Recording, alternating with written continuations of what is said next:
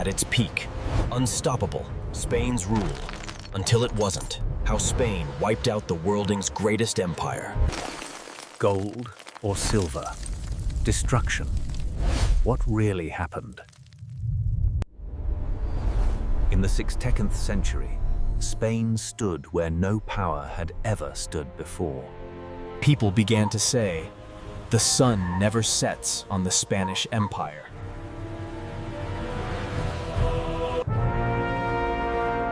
Spain appeared invincible, blessed by destiny itself. In 1492, Spain sailed toward the unknown. The journey reshaped the world forever.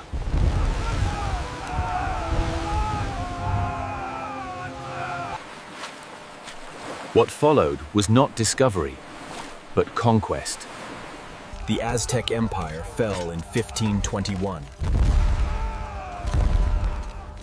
The Inca Empire soon followed.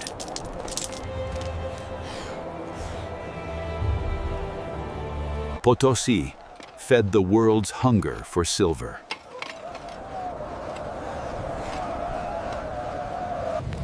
Silver was no longer stone, it was power. The silver moved slowly, but relentlessly.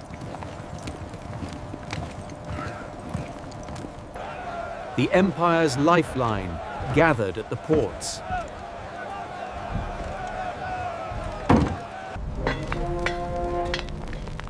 Silver was transformed from stone into imperial currency. Treasure began its long journey to the sea.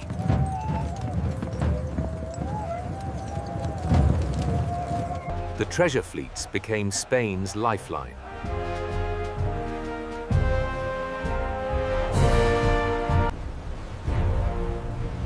Across the Atlantic, silver moved the world. Europe had never seen wealth like this.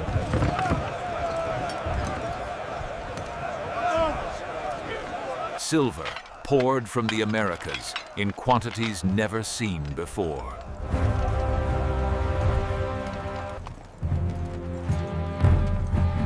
Silver moved inland to ports like a river of metal. Spain concentrated its wealth into massive treasure fleets.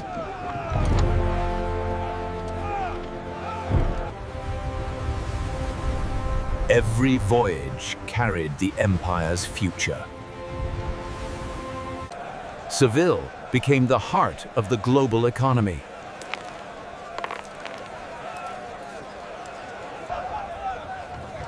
Silver poured out of the Americas in unimaginable quantities.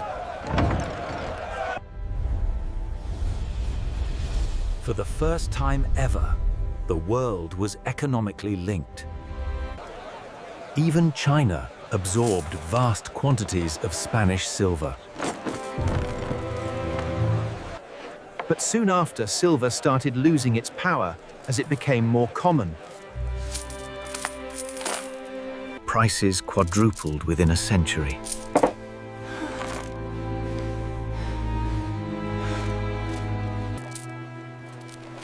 Ordinary Spaniards grew poorer as more silver arrived.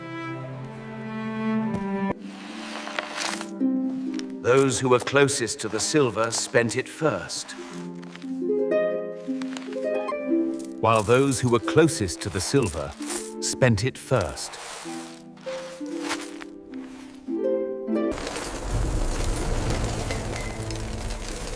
Money only holds value when it is scarce. The Spaniards only imported luxury instead of building its industry.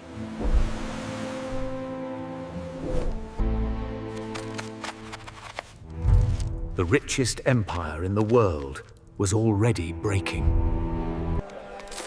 Silver became more and more common, and things were losing value. Bread cost more, not because it improved, but because money weakened. Bread cost more, not because it improved, but because money weakened.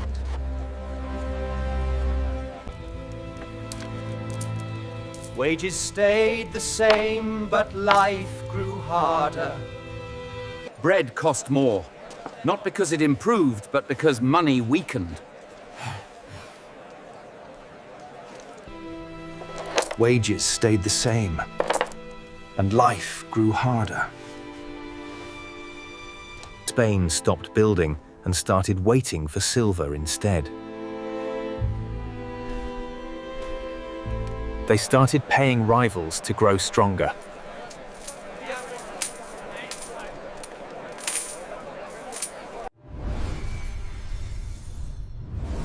This made Spain become a pass-through economy.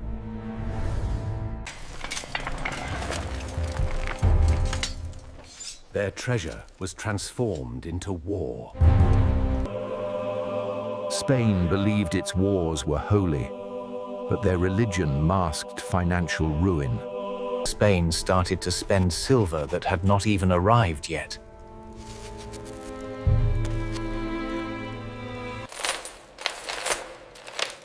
They no longer owned their own future.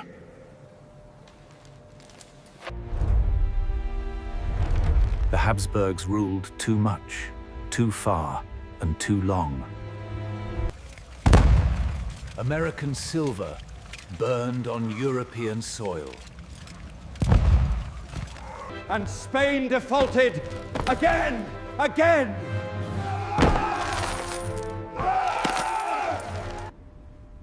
Confidence vanished, and power followed. In 1557, the richest empire on earth went bankrupt. Spain's default shook Europe's financial heart.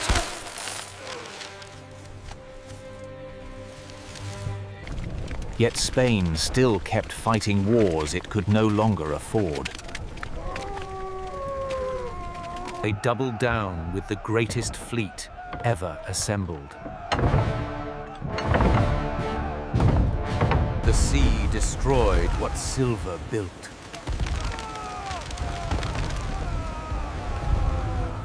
The empire survived, but barely.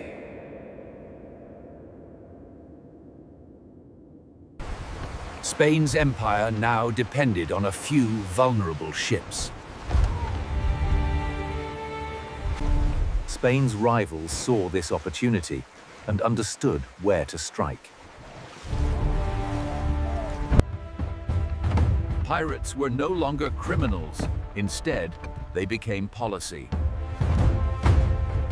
Each lost ship for them was a financial disaster. Even a single captured fleet shook Europe's markets.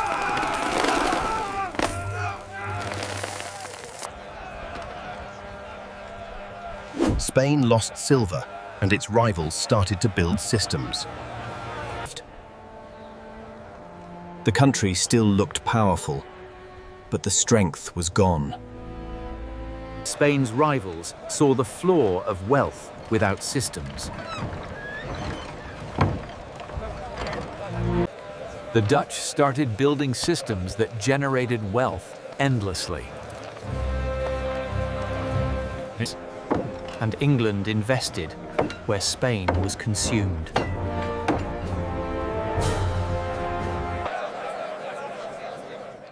One system multiplied wealth, and the other exhausted it. Spain still had owned land, but lacked power.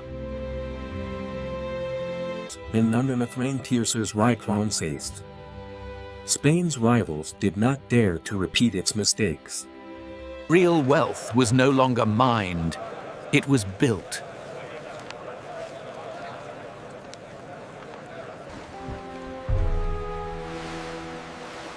Spain still had their territory, but no momentum. History does not repeat itself, but it rhymes. Treasure fades. Systems endure. The question is not whether history will repeat, but whether we will listen.